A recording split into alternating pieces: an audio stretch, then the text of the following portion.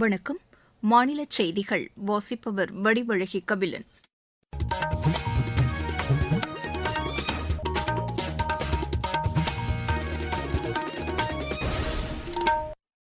தலைப்புச் செய்திகள். மாநிலங்களவைத் தேர்தலில் தமிழகத்திலிருந்து 6 உறுப்பினர்களை தேர்ந்தெடுப்பதற்கான தேர்தலுக்கான வேட்புமனு தாக்கல் இன்று நிறைவடைந்தது.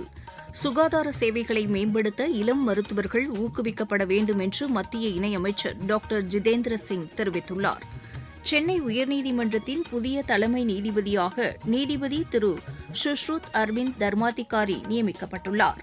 தமிழகத்தில் சட்டம் ஒழுங்கை காக்க ஆளும் திமுக அரசு தவறிவிட்டதாக அஇஅதிமுக பொதுச் செயலாளர் திரு எடப்பாடி பழனிசாமி குற்றம் சாட்டியுள்ளார்.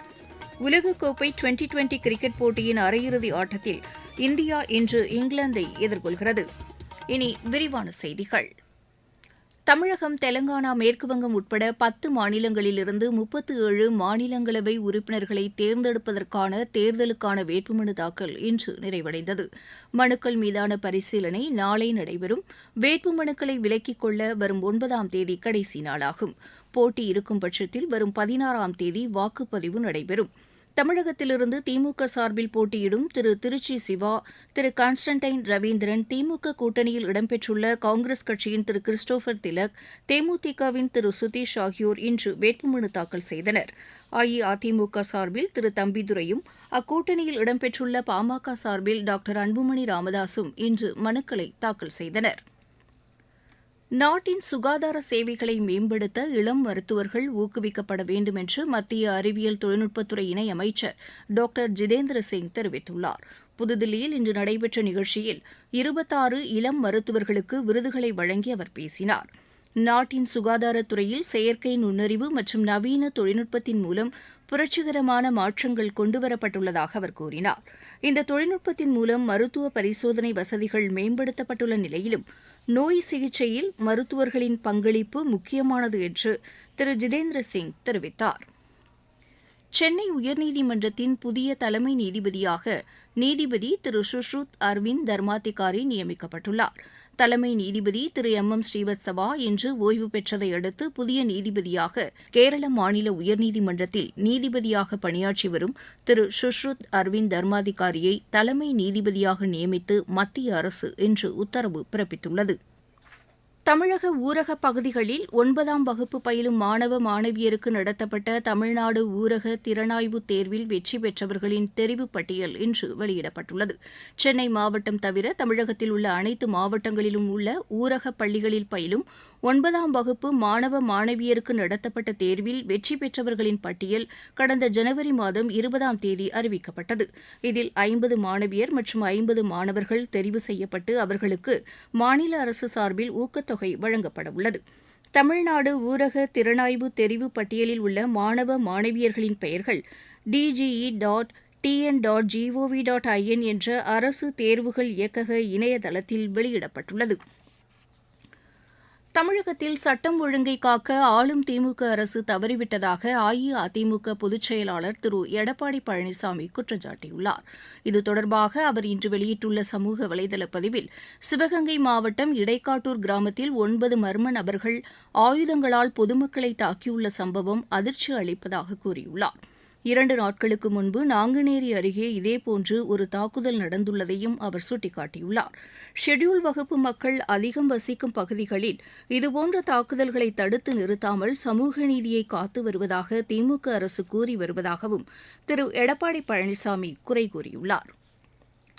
பிரதமர் திரு நரேந்திர மோடி வரும் 11ஆம் தேதி நடைபெறவுள்ள தேசிய ஜனநாயக கூட்டணியின் மாநாட்டில் கலந்து கொள்ள தமிழகம் வரவுள்ளதாக பிஜேபி மாநில தலைவர் திரு நயினார் நாகேந்திரன் தெரிவித்துள்ளார்.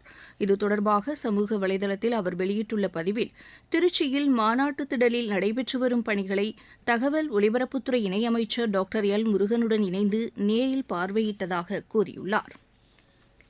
சென்னை ஆகாஷ்வாணி வளாகத்தில் பெங்களூருவைச் சேர்ந்த யுனைடெட் வே என்ற தன்னார்வ தொண்டு நிறுவனம் சார்பில் மழைநீரை தேக்கும் வகையில் 14 குழிகளை தோண்டுவதற்கான பூமி பூஜை இன்று நிலைய தலைவர் திரு ராமபத்ரம் வெங்கடேஷ் தலைமையில் நடைபெற்றது.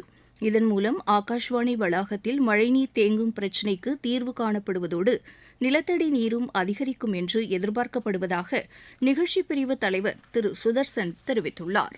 நீங்கள் கேட்டுக்கொண்டிருப்பது மாநில செய்தி அறிக்கை. மக்கள் போற்றும் மத்திய பட்ஜெட். தமிழகத்தின் ரயில் மேம்பாட்டு திட்டங்களுக்கு 7,611 கோடி ரூபாய் நிதி ஒதுக்கீடு. சென்னையிலிருந்து ஹைதராபாத் மற்றும் பெங்களூருவுக்கு புல்லட் ரயில் வழித்தடம். தென்னை விவசாயிகளுக்கான ஊக்குவிப்பு திட்டம். ஆதிச்சநல்லூரில் சர்வதேச தரத்திலான கலாச்சார மையம். பொதிகை மலையில் மலையேற்றத்திற்கான வழித்தடம். பழவேற்காடு ஏரியில் பறவைகள் காட்சி மையம். மாவட்டம் தோறும் மகளிர் விடுதிகள். தமிழகம் மட்டுமின்றி நாடே போற்றும் மத்திய பட்ஜெட். வளர்ச்சியடைந்த இந்தியாவிற்கான பயணத்தில் மோடி அரசு. தொடரும் சீர்திருத்த நடவடிக்கைகள்.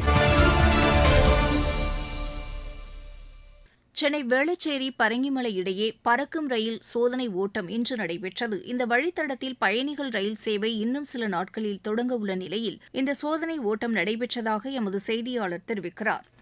வேளச்சேரி பரங்கிமலை இடையே பறக்கும் ரயில் திட்டமானது 2008ஆம் ஆண்டு முடிவு செய்யப்பட்டு கடந்த 17 ஆண்டுகளாக பணிகள் நடைபெற்று வந்தது. இந்த நிலையில் அனைத்தும் முடிக்கப்பட்டு நிலங்கள் கையகப்படுத்தப்பட்டு பரங்கிமலை வேளச்சேரி இடையே பறக்கும் ரயில் பணிகள் மேற்கொள்ளப்பட்டது. பரங்கிமலையிலிருந்து வேளச்சேரி நோக்கிய 5 கிலோமீட்டர் நீளத்திற்கு பாலங்கள் அமைக்கப்பட்ட நிலையில் பழவந்தாங்கல் சுரங்கப்பாதை அருகே பறக்கும் ரயில் பாலமானது கடந்த 2024ஆம் ஆண்டு ஜனவரி மாதம் இடிந்து விழுந்தது.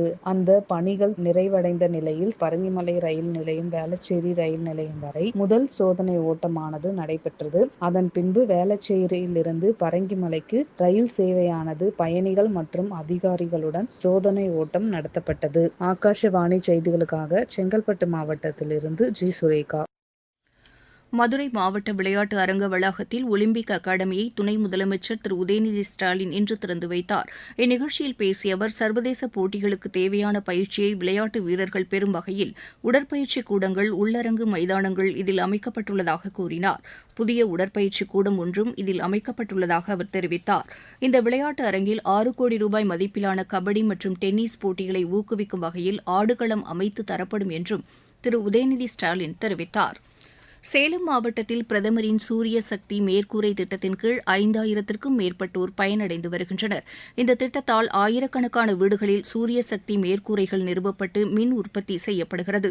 இதன் மூலம் பயனடைந்து வருவதாக பயனாளி ஒருவர் தெரிவித்தார். மகன் சோலார் போடாதுக்கு முன்னே கரண்ட் பில் வந்ததெல்லாம் எனக்கு 9000 8,000 வந்தது. இப்போ சோலார் கரண்ட் பில் ஞாபகமும் எனக்கு இல்லை. மினிமம் சார்ஜ் வருதுங்க, அவ்வளோதான். இது வரைக்கும் என் கரண்ட் பில் ஞாபகம் எங்களுக்கு இல்லை. எந்த ஒரு பிரச்சனையும் இல்லை. சோலார் வந்ததுன்னா திருப்தியாக இருக்குது. மன உளைச்சல் எல்லாம் இருக்குது. மானி 72,000 கொடுத்தா அது உடனே வந்துடுச்சு. நமக்கு ரொம்ப பெனிஃபிட்டாக இருக்குது. மாவட்டச் செய்திகள். சென்னை பெருநகர வளர்ச்சிக் குழுமம் சார்பில் கட்டப்பட்டு வரும் கொளத்தூர் நவீன அங்காடி கட்டிடப் பணிகளை மாநில அமைச்சர் திரு சேகர் பாபு இன்று ஆய்வு செய்தார். நாமக்கல் மாவட்டத்தில் அதிக வாக்குப்பதிவு நடைபெறும் வாக்குச்சாவடி மையத்திற்கு பரிசு மற்றும் சான்றிதழ் வழங்கப்படும் என்று ஆட்சியர் திருமதி துர்காமூர்த்தி தெரிவித்துள்ளார். வேலூர் மாவட்டம் காட்பாடி அருகே சுமார் 13 கோடி ரூபாய் மதிப்பீட்டில் வேலூர் சுற்றுச்சாலை பணிக்கு ஆட்சியர் திருமதி சுப்புலட்சுமி இன்று அடிக்கல் நாட்டினார். வைகை அணையில் வண்ண மீன்கள் உற்பத்தி பண்ணையை தேனி மாவட்ட ஆட்சியர் திரு ரஞ்சித் சிங் இன்று தொடங்கி வைத்தார். அரியலூர் அரசு கலைக்கல்லூரியில் மத்திய விளையாட்டு அமைச்சகத்தின் சார்பில் கல்லூரி மாணவர்களுக்கான பேச்சுப் போட்டி இன்று நடைபெற்றது. பெரம்பலூர் மாவட்டம் ஆலத்தூர் வட்டாட்சியர் அலுவலகத்தில் தேர்தலையொட்டி வாக்காளர் கையெழுத்து இயக்கம் இன்று தொடங்கியது. விளையாட்டுச் செய்திகள். உலகக்கோப்பை டுவெண்டி கிரிக்கெட் போட்டியில் இன்று நடைபெறவுள்ள அரையிறுதி ஆட்டத்தில் இந்தியா இங்கிலாந்தை எதிர்கொள்கிறது. மும்பையில் இப்போட்டி இரவு 7 மணிக்கு தொடங்குகிறது. டியான்வில்லே ஓபன் டென்னிஸ் போட்டியில் இந்தியாவின் ஸ்ரீராம் பாலாஜி, ஆஸ்திரியாவின் நெயில் ஓபர் லெய்ட்னர் இணை அரையிறுதிக்கு முன்னேறியுள்ளது. ஆடவர் இரட்டையர் பிரிவு காலிறுதி ஆட்டத்தில் இந்த இணை 6-4, 6-1 என்ற செட் கணக்கில் இஸ்ரேலின் டேனியல், அமெரிக்காவின் ஹில்டர் பிரான் இணையை வென்றது. ஆஸ்திரேலியாவில் நடைபெற்று வரும் சர்வதேச மகளிர் டென்னிஸ் போட்டியில் இந்தியாவின் வைதேகி சௌத்ரி காலிறுதிக்கு முன்னேறியுள்ளார். மகளிர் ஒற்றையர் பிரிவு காலிறுதிக்கு முந்தைய சுற்று ஆட்டத்தில் அவர் 7-5, 6-3 என்ற செட் கணக்கில் சீனாவின் ருயன் ஜாங்கை வென்றார். மீண்டும் தலைப்புச் செய்திகள். மாநிலங்களவை தேர்தலில் தமிழகத்திலிருந்து 6 உறுப்பினர்களை தேர்ந்தெடுப்பதற்கான தேர்தலுக்கான வேட்புமனு தாக்கல் இன்று நிறைவடைந்தது. சுகாதார சேவைகளை மேம்படுத்த இளம் மருத்துவர்கள் ஊக்குவிக்கப்பட வேண்டும் என்று மத்திய இணையமைச்சர் டாக்டர் ஜிதேந்திர சிங் தெரிவித்துள்ளார். சென்னை உயர்நீதிமன்றத்தின் புதிய தலைமை நீதிபதியாக நீதிபதி திரு சுஷ்ருத் அரவிந்த் தர்மாதிகாரி நியமிக்கப்பட்டுள்ளார். தமிழகத்தில் சட்டம் ஒழுங்கை காக்க ஆளும் திமுக அரசு தவறிவிட்டதாக அஇஅதிமுக பொதுச் செயலாளர் திரு எடப்பாடி பழனிசாமி குற்றம் சாட்டியுள்ளார். உலகக்கோப்பை டுவெண்டி கிரிக்கெட் போட்டியின் அரையிறுதி ஆட்டத்தில் இந்தியா இன்று இங்கிலாந்தை எதிர்கொள்கிறது. இத்துடன் இந்த செய்தி அறிக்கை நிறைவு பெற்றது.